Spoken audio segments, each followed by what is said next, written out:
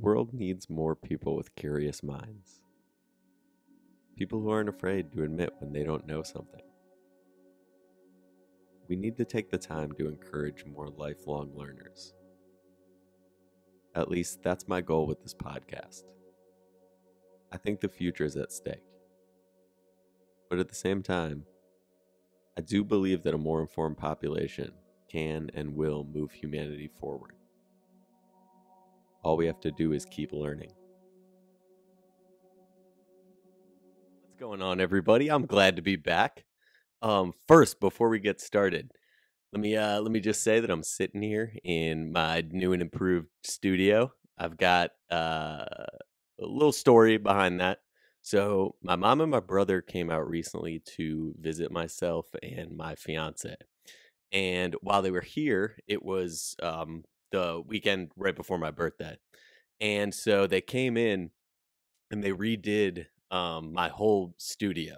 So they got they kind of redid it. You can see behind me a lot of what they've done if you're watching this on YouTube. If you're not, I'll take a couple pictures and post them on social media in the next couple days. But anyway, it just looks awesome. Like it is the coolest thing ever. And yeah, so I just wanted to say that. So if you're seeing this, like I said, you can kind of see the wall behind me is all done now. And or I shouldn't say done all the way. There'll probably be some other stuff that I want to throw up there over time. But anyway, the new studio looks phenomenal. So just wanted to let you guys know that. Also, there, I'm mentioning if you're watching this on YouTube. So I'm making a YouTube channel for this show. That way you guys can see the video version every episode if you want to. It's going to take me a couple weeks probably to get all of the first 11 episodes uploaded and go from there. But I just wanted to mention that we are going to have a YouTube channel. So if you'd prefer to watch the video form of this podcast, you will be able to very shortly. But anyway, I've got a phenomenal episode planned today. Every now and then, when you go out into the world and you try to seek knowledge, which is really what this podcast is all about, and you're trying to learn new things, every now and then you find a gem. And I am telling you that today's podcast is absolutely one of those gems. So I was up at like 2 in the morning one night watching Olympic wrestling videos, as one does. And there, in fairness, this was after I had already watched a couple podcasts where they were talking about Olympic wrestling, and then I sort of worked my way down a rabbit hole, and next thing you know, it's 2 in the morning. And anyway, while I was watching these videos, I came across my favorite Olympian of all time. He was not my favorite Olympian of all time before I started watching Olympic wrestling videos at 2 in the morning, but after watching his gold medal match in the 2000 Olympics, I did a little more research and then a little more research and a lot more research after that. And I found out about an absolutely amazing person named Rulon Gardner. I'm telling you, when I tell you that Rulon Gardner is my favorite Olympic athlete of all time, I absolutely mean it. And look, there's a lot of great Olympic athletes. I've seen a lot of them over the years. We've got Michael Phelps. We've got Michael Jordan was an Olympic athlete at one point. The Olympics are sort of this situation that comes around every 4 years where you get to see these amazing stories about these people all over the world. And I'm not discrediting any of that, but I'm telling you, every other Olympian that you have ever heard of sucks compared to Rulon Gardner. I am telling you, this guy, as like his life story, is so incredible. You couldn't write it as a script. So let's go ahead and get into it. Here is the story of a man named Rulon Gardner. So the story begins on a dairy farm in Wyoming in 1971 when Rulon Gardner is born the youngest of 9 children. And he was basically just a typical farm kid growing up. His life was pretty much go to school, come home, work on the farm, do chores, things like that. And he actually ended up attributing a lot of his strength to that helped him in wrestling to all the physical labor and all the work and all the chores they did when he grew up on this dairy farm in Wyoming. And I didn't really learn a ton about his really early years. My sort of understanding of him and his life story starts more when he's in high school. But I did find one absolutely insane story from his childhood, and that is that at the age of 9, his abdomen was punctured by an arrow during show and tell at his school. So when he was in 3rd grade, his stomach basically got punctured with an arrow during show and tell, which is if that is where we're starting this journey, first of all, you know this is gonna be a phenomenal story, but also keep in mind that I am serious when I tell you, I think by the end of this podcast, you will have forgotten that that even happened because of all the other things that you're going to hear about this guy's life. Now, as you can probably guess, Rulon was a phenomenal athlete in high school. He was all state in both football and wrestling. And he was also the 1989 wrestling state heavyweight champion. In track and field as a senior, he took second in the state finals in the shot put. So when he was in high school, overall, just a phenomenal athlete. He just more success than most of the top high school athletes experience. I mean, in those three sports, he is an all-state caliber athlete. And so out of high school, he actually attends Ricks College, which is now a BYU campus, but at the time it was a junior college. And you're probably thinking to yourself, if he was that great of an athlete, why is he at a junior college? Well, the reason he was at a JUCO is because of his academic struggles in high school. Now, he attributes this to a learning disability, and he actually read at a 5th grade reading level when he graduated high school. So that kind of gives you an idea of why he had those struggles throughout his academic career, and he ultimately wasn't able to qualify to be a Division 1 or Division 2 athlete, so he had to go the junior college route. Which, of course, at the junior college route, when you're the type of athlete that he is, he just blows everyone out. I mean, he's a phenomenal junior college athlete, as you would expect. And while he was attending that JUCO, he and his first wife were actually already married, and they tragically lost their daughter in a terrible car accident that they were in. And the reason that I bring that up is I think it's an important moment in his life and in the story of Rulon Gardner because it's his response to that tragedy of losing his daughter at that early age. I mean, he's like 19 or 20 at this point in his life. And it's his response to that that I think gives an early indication of the type of resilience that he shows throughout the entirety of his life. So after losing his daughter, he goes on to win the Junior College National Heavyweight Wrestling Championship his sophomore year, and then he earns a scholarship to the University of Nebraska in the process. So he goes to the University of Nebraska, and while he's there, once again, he's an All American wrestler.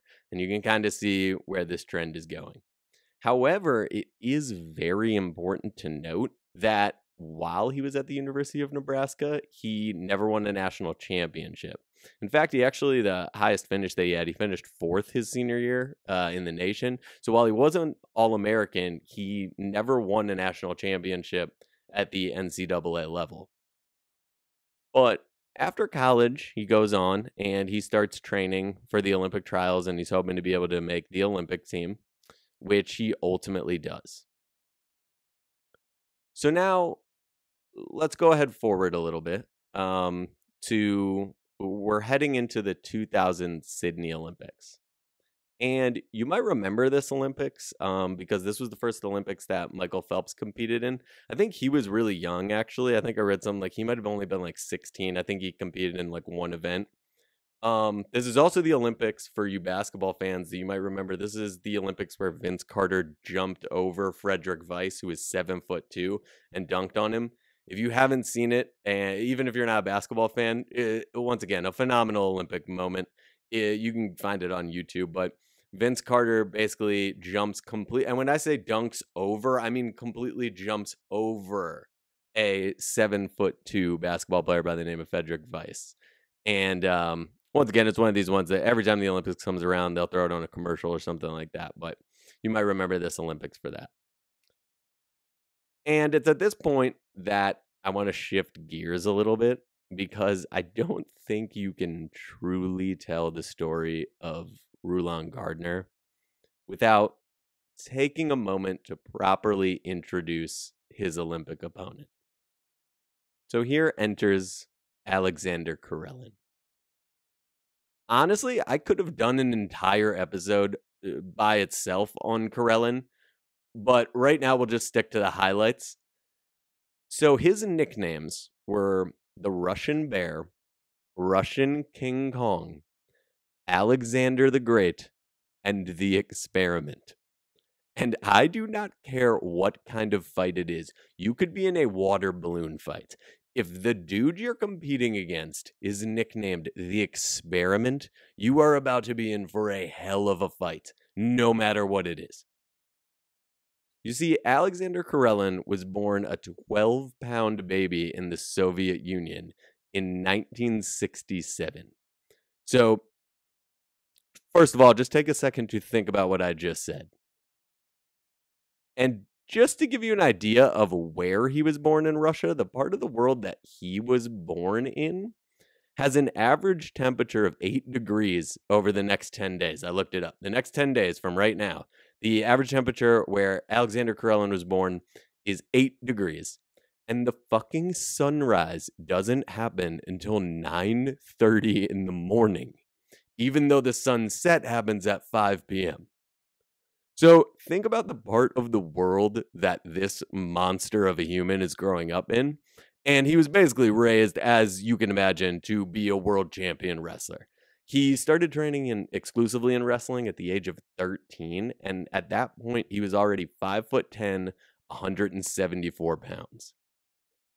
He started competing in the super heavyweight division at 16 years old. Now, for his training, I want to leave it to a writer named Josh Bryant, who I think explains it very well. So he says, quote, Karelin's daily training drills included hours of rowing and long runs through the taiga forest, often with a large log on his back. So think about if you guys have ever seen the movie Heavyweights and you remember when he's running through the forest and he's got the log on his back and he's like, devil log, and he throws it off. That's basically what we're talking about, except instead of Ben Stiller in a film, this is an actual Russian Olympic wrestler who's doing it for real to train for the Olympics. Now, keep in mind that the taiga forest, also where he's running with a log on his back, has an annual average temperature of 32 degrees. So essentially, it's a frozen forest, and it's also home to wolves, coyotes, black bears, brown bears, and fucking Siberian tigers. And this is where this man just heads out into the wilderness to train. Now, Josh Bryan also goes on to say that he favored the overhead press and also used standard 71-pound kettlebells for arm exercises as a daily weight routine. He is said to have bench pressed 440 pounds. And when asked about his toughest opponent, Karelin instantly replied, my refrigerator, referring to one of his drills for which he bear hugged his refrigerator and carried it up through 8 flights of stairs of his hometown 9-story apartment building. Alexander Karelin went undefeated for the first time from 1982 to 1987. Think about everything I just said. You know how in the Rocky movies there was the Russian guy and he was sort of like the pinnacle of an athlete. Essentially, this dude was compared to him through that fictional character from Rocky, Ivan Drago. This dude was compared to him his whole career. Now, he had his first loss after, first of all, being undefeated for the first 5 years of his career. He had his first loss, which he lost by a score of 1-0 at the USSR Championships in 1987. And he lost to the reigning Russian and European champion, Igor Rostoratsky. He defeated Rostoratsky, though, at the next year's USSR Championships while Karelin was recovering from a flu and a recent concussion. So the only dude that beat him after he was undefeated for 5 years, he got a rematch against the next year and beat him while he had a concussion and the flu. Think about what I'm telling you right now. This dude is, like I said, I could have made an entire episode about this guy. It's literally incredible. So after he avenges his loss by beating Rostoratsky, he then goes undefeated again and was undefeated for 3 more years, which brings us up to the start of the 2000 Sydney Olympics. Now, the day of his gold medal match against Rulon Gardner at the 2000 Sydney Olympics, Alexander Karelin had been the Russian Olympic flag bearer 3 times. He had been the gold medalist in all 29 various world championships that he had competed in over the course of his career. He had already won 3 Olympic gold medals, so when he faced Rulon Gardner, he was going for his 4th. Him and Rulon Gardner had already faced each other once before in their careers, and if I remember this correctly, I forgot to write it down here in my notes, but I believe Karelin beat Gardner 6-0 or 6-1 in that match. And once again, at the time of his gold medal match against Rulon Gardner at the 2000 Sydney Olympics, Alexander Karelin had a professional competitive wrestling record of 887 wins and 1 loss. Just for the record, to this day, Alexander Karelin is widely considered to be the greatest Greco-Roman wrestler of all time.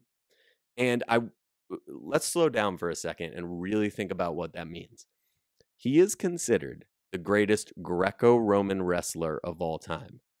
And this is a sport that dates back to ancient Greece. And it was one of the original sports in the first modern Olympics back in 1896. This is one of the oldest sports in the world. And this dude that Rulon Gardner is about to face in our story here in his Olympic gold medal match is considered to be the best guy ever at this sport. Now, Rulon Gardner's path to the 2000 Sydney Olympics was a little bit different, just a little bit. And I turned to an article from this July that was actually written by Eric Olson to explain that. So he says, quote, Gardner had never finished higher than 5th in an international competition and struggled to get past his semifinal opponent in Sydney. The media portrayed the gold medal match as a coronation for Karelin as he headed into retirement. When I walked out there, yeah, I was nervous, Gardner said 2 decades later. Did I believe in myself? Yeah. Did I think I could beat him? No. Did I have a chance? 100%. And you know what? Vegas actually had odds on that chance at the time. Rulon Gardner, heading into the gold medal match in the 2000 Sydney Olympics, was a 2,000-1 betting underdog. One of the NBC commentators actually said before the fight that if Rulon Gardner were to win the gold medal, that it would be as big of an Olympic upset as the 1980 Miracle on Ice, where the U.S. hockey team beat the Soviet Union. That's how much of an upset we are talking about. That is how much of an underdog Rulon Gardner was. And now, I'll be honest, I'm not going to dive all that deeply into the nuances of the gold medal match for a few reasons. Number one, outside of this match, I really don't have any knowledge of Greco-Roman wrestling. And I really don't think that I can do the sport justice by trying to explain like specific things about the match. I just really don't have the knowledge base. But secondly, the other reason that I don't want to dive too much into all the nuances, like I said, of that match is because I think the story of Rulon Gardner as a human is so much more fascinating than the story of him as a wrestler. And so this is, to me, just a piece of this guy's story. And so I want to make sure to keep a balance there. But I will give you a quick summary of the gold medal match. So first, we turn to Wikipedia really quick just to get a definition of Greco-Roman wrestling. And it's defined as, quote, This style of wrestling forbids holds below the waist, which is the main feature that differentiates it from freestyle wrestling, which is the other form of wrestling that happens at the Olympics. This restriction results in an emphasis on throws because a wrestler cannot use trips to bring an opponent to the ground or hook or grab the opponent's leg to avoid being thrown. Basically, there's a point system that's based around those rules, and it rewards things like takedowns, reversals, out of bounds, etc. So, about halfway through the gold medal match, Rulon Gardner scored a point. And then he proceeded to put on what seems to be described as a defensive clinic, honestly, against the greatest Greco Roman wrestler of all time.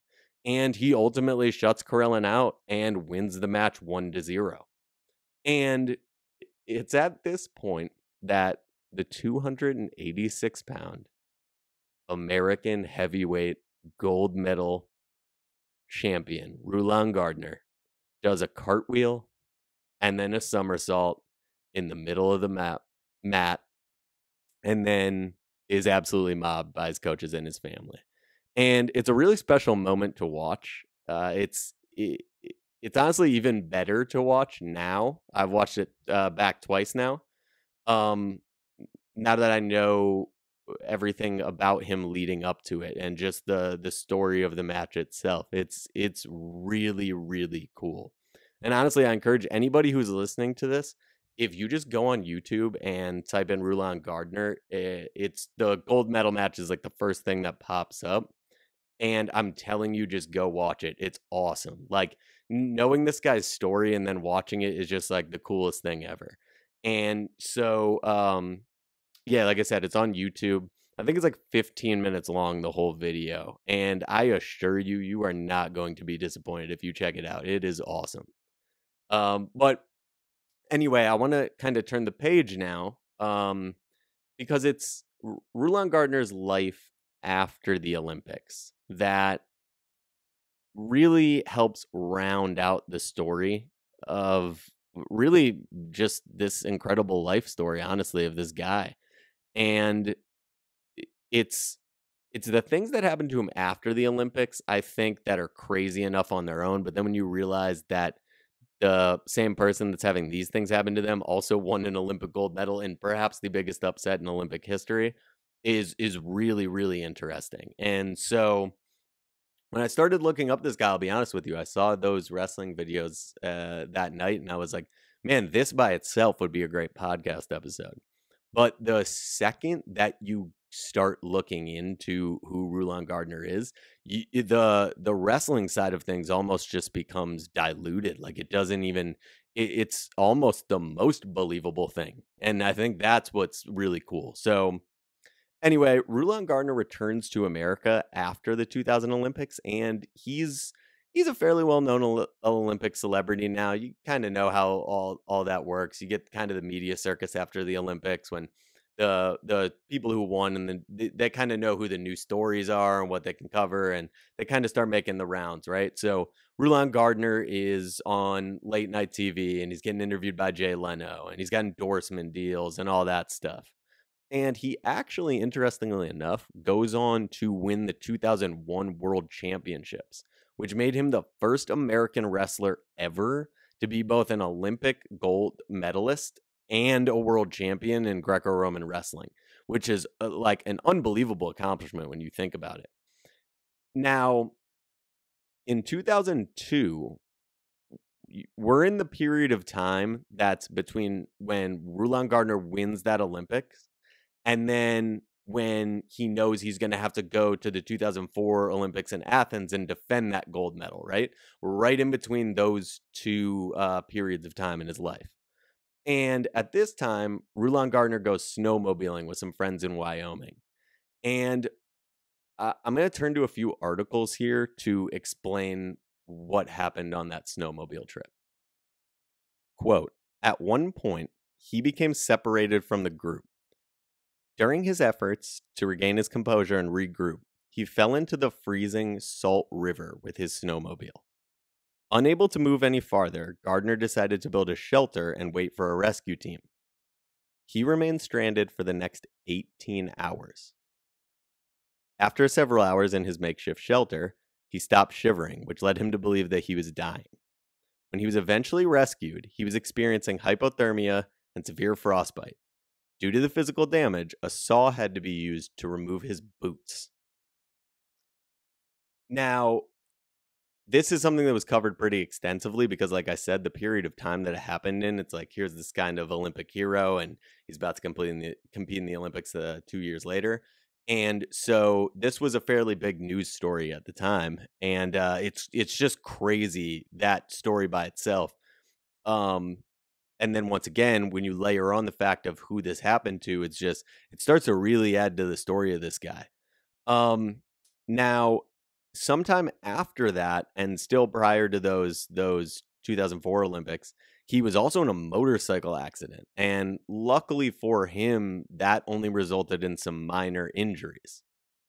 So that's not even all the crazy shit that happened to this guy after the 2000 Olympics. In fact, in 2007, he and two other people survived a plane crash in Utah by swimming for an hour in 44-degree water to reach shore, where they spent the night without a shelter. And yet, somehow, he didn't sustain life threatening injuries from that circumstance either. Now, remember that I used the phrase life threatening injuries there because that distinction is going to be important in a few minutes? Oh, and by the way, in between the snowmobile accident and the plane crash, he competed in that 2004 Olympics, like I was talking about, and won a bronze medal. And after that match, he took his shoes off and placed them at the center of the mat as a symbol of retirement from competitive wrestling. Now, I do think it's important to give you the full picture of Rulon Gardner's life for you to really, really appreciate him as much as I do. And so, unfortunately, it's at this point in the story where things admittedly do start to change a little bit. So, he's had this unbelievable wrestling career, which he is now retired from. And he ended up competing in an MMA event in Japan in 2004, which he won, by the way. And of course he did. I mean, come on. It's Rulon Gardner. You already knew he was going to win. And after that, he did go into a broadcasting career. He became the host for a competitive wrestling league, and he also helped cover the 2008 Olympics, the Beijing Olympics for NBC. Then Rulon Gardner sort of faded out of the spotlight after that, and he really was kind of out of the public eye for 3 years until 2011, when he popped up on the show The Biggest Loser. According to Sports Illustrated, quote, after the Athens Olympics, Gardner gained 210 pounds, culminating in a total body weight of 474 pounds. In January 2011, he was announced as a contestant on season 11 of the American reality television show The Biggest Loser. After 16 weeks on the show, Gardner had lost 173 pounds. This dude lost over 10 pounds a week for 4 months straight on The Biggest Loser. Like, come on. My man has won an Olympic gold medal in the World Championships. He was in a snowmobile accident where he was stranded. He was in a plane crash. And then he goes on to The Biggest Loser